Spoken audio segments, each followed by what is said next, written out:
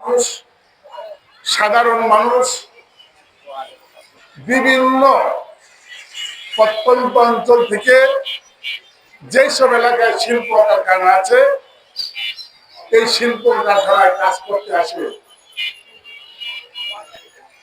এই শিল্প কারখানায় কাজ করতে আসতে গিয়ে তার পরিবার পরিজনের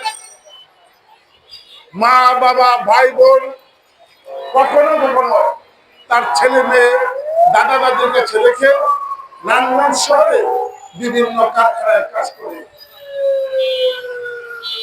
ঈদকে কেন্দ্র করে তাদের জীবনের একটা প্রত্যাশা তৈরি হয়।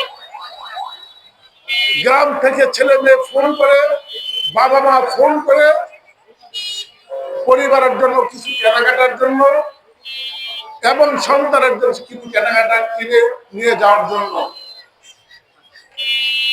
সেই সুবাদে কোন কারখানার মালিক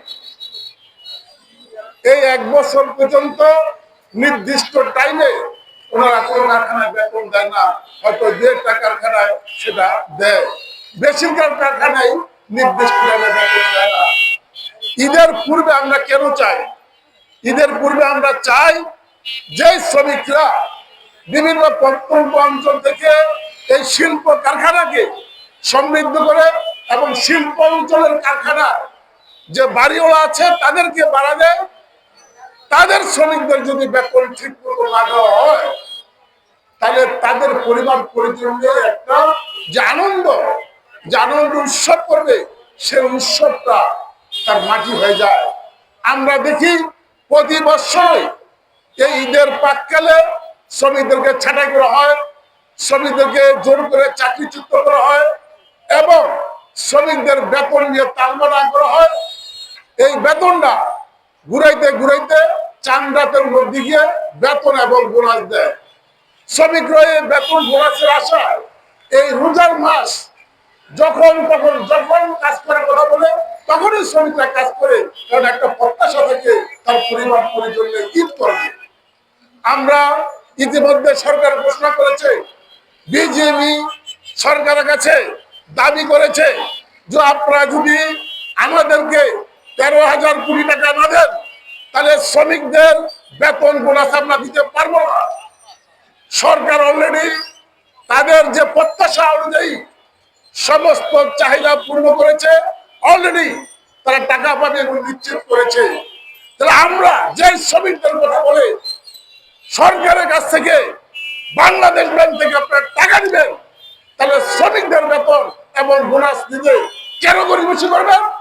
আমরা বলবো সরকার যেহেতু আপনাকে সেখানে সহযোগিতা দিচ্ছে, একদিকে শ্রমিকরা কাজ করে তার প্রতি যা কাজ করে সমস্ত শিপমেন্ট প্রতিনিধি হচ্ছে, তার মাল বিদেশে যাচ্ছে, 1 মাস কাজ করার পর এর পরের মাসে 7 তারিখ আপনি বেতন দেন, তারপরে সরকারের কাছ থেকে আপনি সেখানে টাকা নিয়েছেন, কেন তাদের বেতন দিলেন না?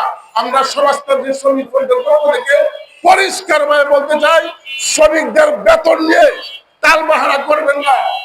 আমরা গত প্রায় 17 বছর সেখানে ফ্যাসিস্ট সরকার ছিল, প্রায় 18 মাস অন্তর্বর্তীকালীন সরকার ছিল। ওই সময় শ্রমিকদের বেতন বোনাস সহ বিভিন্ন শ্রম আইনের বিষয় নিয়ে তাদের যখন অধিকার দাবি আদায় করছে তখন তাদেরকে গুলি করে হত্যা করা হয়েছে। আমরা প্রত্যাশা করি অনেক রক্তক্ষরণের মধ্য দিয়ে আজকে যে সরকার ক্ষমতা এসেছেন, আমরা এই শ্রমিকদের জন্য জীবন কথা বলি, আপনারা বিভিন্ন প্রতিশ্রুতি দিয়েছেন। আমরা আশা করব যে প্রতিশ্রুতি অনুযায়ী শ্রমিকদের সকল শ্রমিকদের বেতন এবং বোনাস যাতে 20 রমজানের মধ্যে পরিশোধ করা হয়, তাদের পূর্বেগুলো বকে থাকলে তা সেগুলো পরিশোধ করা হয়। ছাঁটাই, নির্যাতন, নিপীড়ন এই ঈদের প্রাক্কালে বন্ধ করতে হবে। অপ্রাতিষ্ঠানিক শ্রমিক যারা আছেন, প্রায় 80% শ্রমিক আছেন বিভিন্ন প্রতিষ্ঠানিক শ্রমিকের কাজ করে, যারা নির্মাণ শ্রমিক আছেন, পাদুকা শ্রমিক আছেন, তারপরে রিক্সা শ্রমিক আছেন এবং হকার শ্রমিক আছেন, বিভিন্ন শ্রমিক বিভিন্ন ভাবে কাজ করেন। আমরা সরকারকে বলবো এই শ্রমিকরা অপ্রাতিষ্ঠানিক কাজে কাজ করে এই দেশকে সমৃদ্ধ করে আপনার সরকার যাতে প্রাতিষ্ঠানিক শ্রমিকরা যেভাবে বোনাস পাবে, সমস্ত শ্রমিকরা রাষ্ট্রীয়ভাবে উদ্যোগ নিয়ে নামাজের ব্যবস্থা করবেন এবং তাদের যাতে এই ঈদ সামগ্রী দিয়ে হলো তাদের পরিবার পরিবর্তন নিয়ে ঈদ করতে পারে, আনন্দ উৎসব করতে পারে, সেই ব্যবস্থা করার জন্য সমাজতান্ত্রিক শ্রমিক কর্মীর পক্ষ থেকে আমরা দাবি করছি। অবশ্যই প্রত্যাশা অনুযায়ী সমস্ত ডিসি সাহেবের সেখানে বিভিন্ন বড়রা আছে, আমরা বলবো সমস্ত শ্রমিকদের অবশিষ্ট শ্রমিকদের জন্য সেই ধরনের ঈদ করার জন্য সামগ্রিকের ব্যবস্থা করবেন। ওয়ার্ডে ওয়ার্ডে থানায় থানায় সেই ধরনের লিস্ট করে সেই ব্যবস্থা গ্রহণ করার জন্য সমস্ত শ্রমিক পক্ষ থেকে আমরা দাবি করছি। আজকে যারা উপস্থিত হয়েছেন আমাদের বক্তব্য শুনছেন, আপনাদের সকলকে সমস্ত শ্রমিক পক্ষ থেকে রক্তিম শুভেচ্ছা অভিনন্দন জানিয়ে আমি আমার বক্তব্য শেষ করছি। দুনিয়ার মধ্যে রাখো সঙ্গে ধন্যবাদ।